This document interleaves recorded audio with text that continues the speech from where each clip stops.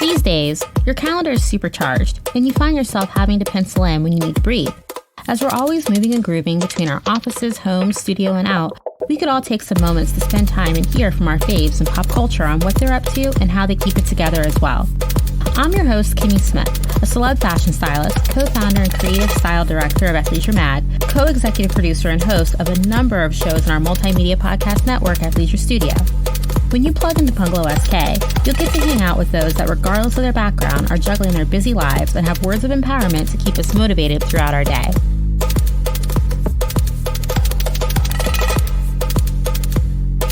Today's bonus episode of Bungalow SK is pretty exciting and full of glam.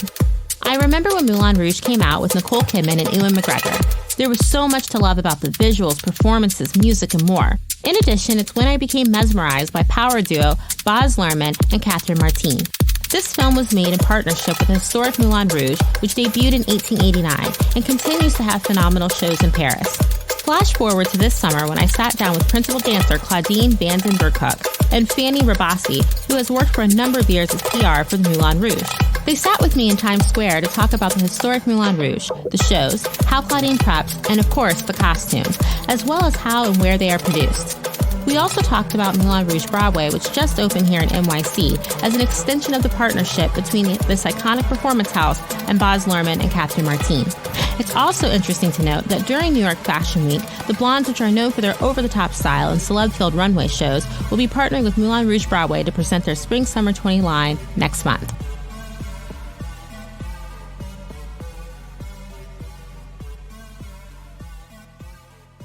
I would love to know more about the Moulin Rouge, from a historical standpoint. How long has it been around? What's its purpose? And why is it such an iconic, just cultural destination, as well as just showcasing amazing, phenomenal talent?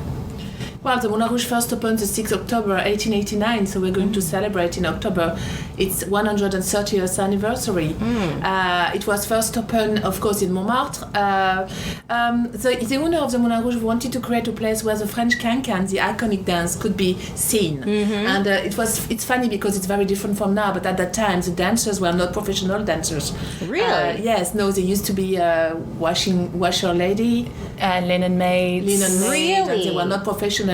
And another fact very interesting that the figures of the can-can, the steps of the can-can, were invented during one of the French Revolution called les barricades, and it was a way to mock. For example, we have a figure in the can-can called the cathedral. The two dancers, they put their leg up together, and it symbolized the roof of a church, and it was a way to mock the church. Oh, and there's another one called port d'armes. It means that you take your leg up, and it's like you're holding a gun. With the other elbow, you wrap it and you point it to your head, and the leg is up, and you make a Yes, and it was a way to mock the army. So this is how the can-can started. I had no idea. Yes, but wow. the Moulin Rouge opened, and at that time it was the place where there was a huge mixity, which was not very common, in 1889. But you could meet the son of Queen Victoria, the Prince of Wales, or you can have, just normal workers, Wow. So there was, and also you could come with a woman. It was not a place for men, and that was not common at that time. Wow. And I think also the important person who created, who made the Moulin Rouge more famous, is Toulouse-Lautrec, because Toulouse-Lautrec, the famous painter, he painted the first advertising poster for the Moulin Rouge was created in 1893, and Toulouse-Lautrec painted the star at that time, not the Claudine of the time, called Nice. La Goulue. She was a can-can dancer, and in painting her, and the poster was in all over the world in Paris, 6,000 copies. Very uncommon at that time. Wow. And on this poster, she has a can-can skirt. And she just put her skirt up and she showed her bottom. Of course, she has a long, she's not wearing a G-string at that time, but she had the long... the bloomers. The bloomers. And that created a big scandal, and this is how it started. Everybody wanted to go to the Moulin Rouge and see the Goulue performing. Of course, nowadays it has changed. There's no more scandal surrounding our dancers. But the main difference is that have in your head that at the beginning there were no professional dancer, and now, but Claudine will tell you about that. If you want to be a Moulin Rouge dancer, it's a hard job. Wow. And we still mark Le Goulou in the show.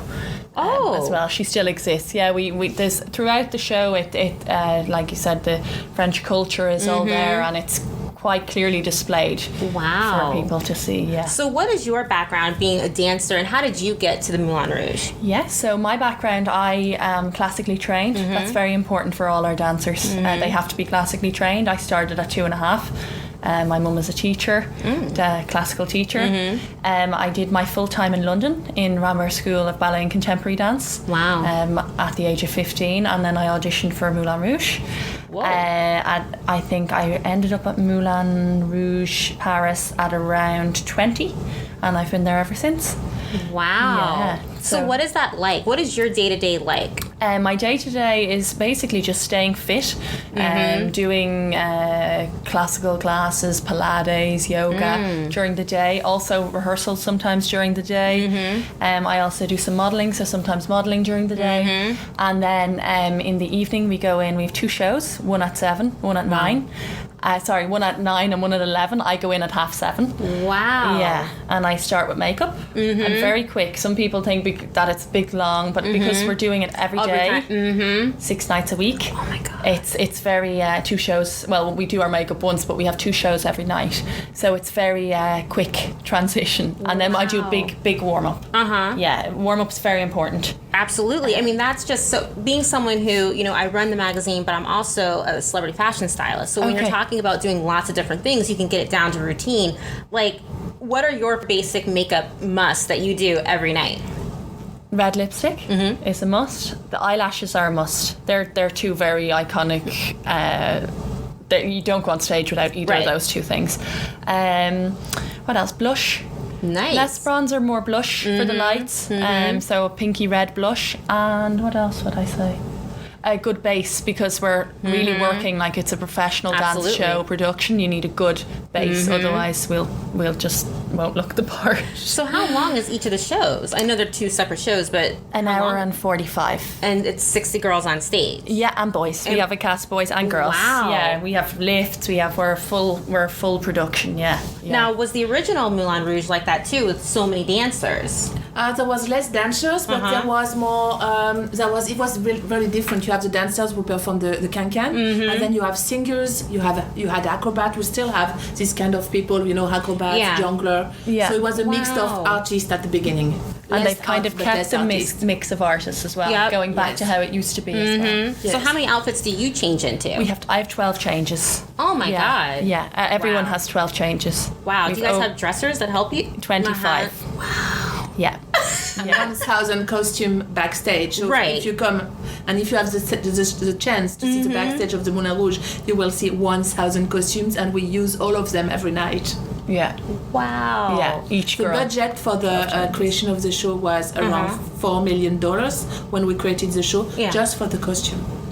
That is insane. Because all our costumes are handmade costumes in the Moulin Rouge workshop. It's like haute couture. Right. So there's a team that's always there that creates the. I mean, how many times do things have to go back in terms of getting, like maybe retouched up or redone? Or if something's ruined, is it just ruined completely and you start from scratch? No, no. After the second show, the dressers, they see if there is a problem in the costume. If there is a problem, they put a little note. And in the morning, the sewing ladies, they come. Seamstresses. Yeah, seamstresses, sorry. The seamstresses, they arrive at 8:30 in the morning, and they will look after the costume who had a problem the day before. Then during the day, they look after a series of costumes. When the costume is too old, we cannot do any repairing. Right. In that case, we decide to create a new one. But you have to remake the series. So, for example, if we decide to do new can-can dresses, we will have to make 20 copies of them, and it can take months. Right. Because we do, handmade, and it's adjusted to all the dancers, so they come for a lot of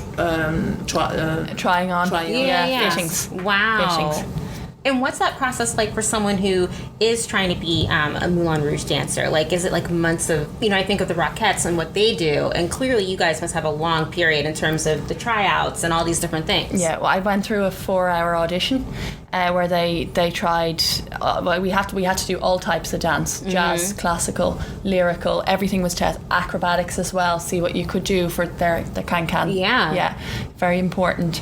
And also what performance quality you can bring. I mean, that's very important with my role as the lead of the show. Also the performance quality, because we're leading the show, we're telling a story, constantly seen in the centre. It's very important that you can also act out the story and connect with the audience. Absolutely. That's very important for me. So how would you say your role is in the Moulin Rouge? Well, what we call in France a meneuse de revue, lead of the show, principal dancer. I have various different parts that I play. I don't play the same part. Oh, nice. The whole show. That's great for me. It's great that I have that opportunity to change and play different parts, because that's what's so interesting for me personally. I love that. My first number is the first part that I play is it's quite nostalgic. It's looking back. It's romantic. It's nice pour de bras in white, and then I totally change and we're into red. We're into more lively, real Moulin Rouge flair about that number. Then we go through to a faraway land. It's kind of exotic. The girls, some of our dancers come out in as birds, big feathers, different colours. Pirate scene. Some really nice lifts there the pirates do, and I play Medusa. So yeah, I'm delighted. Totally different. Different. That's just an example of some of the changes we go through. Medusa is an amazing part. Obviously, everyone knows her, and if you can't convince the audience of her, well, then they're not convinced. So I have to do that very, very well. Wow. Yeah. Wow. And then the rest of the show, there's also, I play, we have a circus section. We have jugglers, clowns, different variations of different clowns, a Russian dance. Like the circuses in town in Paris. And then it's our medley section, which brings us through famous females in France and women through the ages through it there. And medley of French songs. Medley. Piaf, very famous. Wow. And that's where I play the Goulou, who was a muse of Toulouse-Lautrec. Wow. So which is great fun. Well, I mean, it just seems so beautiful. So why are you here in New York now? We're here to have a look at the new Moulin Rouge musical. We're going to attend the premiere. We're very excited. We're going to support the dancers and the performers, I should say, in their conquest of the Moulin Rouge. Wow. And were you involved in that for the Broadway production in terms of like either consulting or just making sure it was true to the heritage? Yes, a little bit. It's a long partnership with them, and we started with Baz Luhrmann, in 2001 for the movie. Wow. So it's a long partnership, and of course we are protected our brand. So it's a common work, and but it's very nice to think that after such a long time, because the Moulin Rouge has been here for almost 130 years, that it still is inspiring artists, who want to do a musical or a movie about it, and we're very proud of that. Yeah. And we said we have to go to New York and be there at the premiere to support the artist and the creative team. Yeah, we're just so happy to be here. Wow, so you must be so excited. Will you be on stage too? I won't be on stage. I won't be on stage, but I am going to wear my traditional Moulin Rouge costume, dress, one of our outfits, worth $15,000. So I'm going to be showing that off on the red carpet. So watch this space. Yes, absolutely. Oh my gosh, that's fantastic. I mean, will you do other kinds of partnerships like that? I love the fact that I didn't know when the movie came out that you guys had worked with them, and now I can understand why there seems to be a lot of symbiotic nature between the two. So will you continue to do that? Well, the brand belongs to the Moulin Rouge. Right, so exactly. That's why. So we have some project, but I cannot say anything yet. So it's totally fine. No, we had so many of our readers that were just like, wait, like the movie. And even when I got the invite, I was like, this is like the movie come to life. And to hear, like, that's just fantastic. Wow. I mean, it sounds silly to say, but are there like museums that people can find more information about it? Like if we were to go to Paris to see the show, are there other places that also support that type of information? Well, we have the Toulouse-Lautrec paintings, which are kind of, we have them in the foyer in the Moulin Rouge. Yeah, nice. Some that you can't see other places. Nice. And also, you can have dinner at the Moulin Rouge before the show starts. Yes. Oh, and wow. we have a very good table. We've been rewarded recently in a very famous gastronomy guide. So it's part of the experience of the Moulin Rouge. You come, you have dinners as an orchestra, you can dance during dinner. Oh my God. And then after the show starts, so it's a full evening. Is it a Michelin star restaurant, or I'm just asking? No, we are in the Goemio. Oh, okay, yes. Guide. Yes. Wow. Yes. First time ever for a cabaret, so we are very proud of that. Our chef David Lekelec is great. He's doing a very good job because we can have up to 450 dinner a day. Oh my God. We have a capacity of 900 seats per show. We do 2 shows a day, so 1,800 people a day, but we can have up to 450 people having dinner, and it has only an hour and a half to sell them the best food. I think there's 26 chefs. I think 26 they're working. In the kitchen, yes. Wow. Yeah. Yes. Intensively. That's amazing. So the anniversary is coming up in October. You Yes. said. Are there special events around Yes. We're going to do a special event on the 6th of October. that? Okay. Stay tuned. Okay. Yeah. All right. We'll keep watching the space. Oh my gosh. So since you're so busy, how do you take time for yourself? Rest your body with all the stuff that you're doing. Like, how does that work for you? Well, we have 1 day off a week, and we also have holidays. Yeah, obviously all our holidays are paid, and we're very well looked after with osteos and physios, and we have options to take classes to maintain that technique, and that's all really important as well. Absolutely. So we're very, very well looked after there. It's been such a pleasant experience, and that's why I'm there 7 years. Well, yeah, absolutely. So what are your 3 go-to foods that are like your power foods for energy? And then what are 3 splurge foods that you enjoy? Oh, okay. Well, it's athleisure mag after all. We like going both sides. So what do I like? Energy foods. A good steak. What else? Fish is excellent. So steak and fish. Yeah.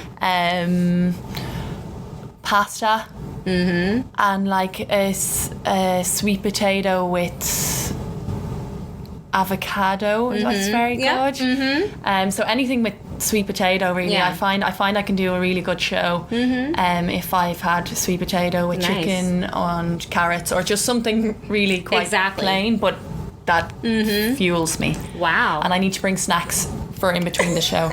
Oh my God, I can't even imagine that. Yeah. Is it better for you when you have a longer period between shows, or when it's tighter because your muscles are really fluid? When it's tighter. That's what I was thinking. Yeah, some people think, oh, you only have a quick, but actually it's much better if you just eat and go back on, go back on stage, because you can't, otherwise it's too long, you get cold, and you start where you are working nights, so sometimes your body thinks it's stopped if it goes on too long, and then you start to get tired, so it's better if you just keep going. Oh my gosh. Yeah. I love pizza. Oh, nice. Indian food. Nice. Love Indian food. So I'd love, that type of food, and also like a good burger. Yeah. Those are solid. Those are solid splurges. Yeah, they're really good. Exactly. Yeah. So, like, what are you thinking about in terms of the remainder of this year as you continue with Moulin Rouge and being this principal dancer? Like, do you have goals that you're looking to achieve, or the impact you're looking to continue to make within the brand? Yeah, I'm constantly trying to grow. I am the Minister of Review now and the lead of the show, and I always want to grow. We have bring in an audience, and I have to maintain a standard and grow on that standard to constantly try and be the best that I can be. Whether it be performance, whether it be technique, whether it be just adding a little nuance there, or my eyeline's very important, not to look down, not to look too high, and to try and bring in the whole crowd, because we have a big crowd. Yeah. So I try and always not just look always centre front, but take in the people that are sitting on the sides. It's very important, because you try to connect with that audience. So Absolutely. I'm constantly always trying to, especially in my position, to connect with an audience. That's very important. Moving forward this year, well, this was great. Yeah. This was a super highlight, I think, and the fact that I'm going to be representing Moulin Rouge on the red carpet. I've been to New York before. I absolutely love New York, so to get to bring what I love to New York is very special for me. Love that. Also, then there's always photo shoots. Moulin Rouge is constantly inspiring, not just in dance but also in fashion and things like that. People want to shoot on the Moulin Rouge stage, and they have various ideas around that. So That's what's there's always surprises. So I don't. People probably know what's coming more than I. And you're like, I don't know, but I'm here for it. Yeah, I'm here exactly. I want to see you at the Moulin Rouge in Paris now. I'll take you backstage. Oh my God, I would There's be like, lots going to be going on because it's our 130 years, so you're coming at a really good time. Yeah, and you can explore what I don't know yet. Well, do come and see us in Paris. I can show you around my dressing room and my actual dressing room. I would just be like, this is only tiny bit of what even we a have. tiny bit. I was just like, and I will take you to the costume workshop because it's worth to see. Yeah. Oh my God, the feather workshop is beautiful. Yeah, and the backpacks. You haven't seen any backpacks. I know when you were talking about the back. We have beautiful backpacks that light. Some of them light up and everything. You know, they're really spectacular. The backpacks are. It's just beautiful. I mean, the craftsmanship. It just, and to be able to do all that dancing in them, and they hold up. They're the best materials. That's why they hold up. It's only the best. Wow. Yeah. You must do a lot of massages afterwards, though. Yeah, as in, yeah. You know what I mean? Because it's like when things are so heavy at foam the point, roller. The foam I am rollers. all about a foam roller. Just roll. But you know, all the performances are very short. Sometimes you can wear a costume for 2 minutes or 3 minutes. So even if it's heavy, you don't wear that long. Yeah, that's true. Because most of your numbers are between 2 and 3 minutes. Yeah. Holy crap. Well, Can is the longest, but otherwise, the finale maybe 3.5 minutes or something like that, or 4 minutes. Rolling foam roller and tennis ball on the feet because we wear high heels. Yeah. So the foot is in one position. That's the difference between classical and contemporary. Yes. So tennis ball, normally when you're doing your makeup, you can start warming up like that. But we always try to find solution to make the costumes more comfortable. Right. But still, I mean, it's just wow. And lighter.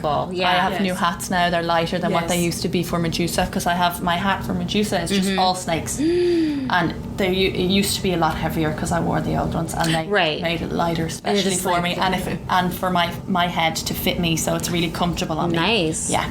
Wow. So just the process of bringing a new girl on, it's a lot because all those costumes have to be made for her and fitted to her. Yeah. So when we welcome new dancers twice a year in springtime and autumn. The associate artistic director, Miss Janet Farrow, she goes around the world to recruit the best dancers. Yes. And so when the dancers start their contract, they have one month's rehearsal. In that month, they learn the choreography, they learn how to put the makeup on, they learn how to dance with the costume, and then we have our seamstresses there, and they adapt the costume on the new girl because we cannot have one brand new costume among all the one. You know, you can see the difference. But they are all adaptable. You know, we have two. You see? Yeah. Two sides for the. Zips. Yeah. You know.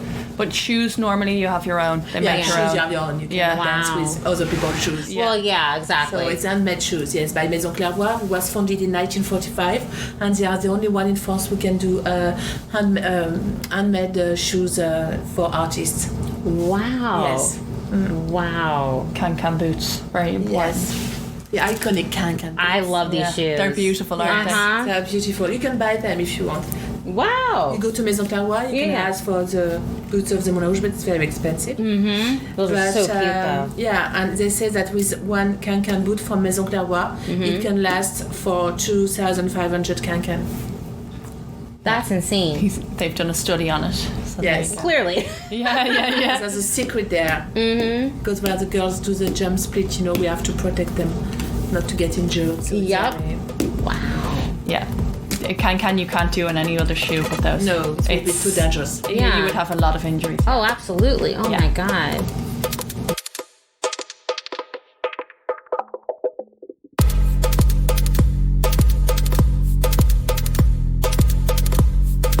Thanks for joining us on today's episode of Bungalow SK.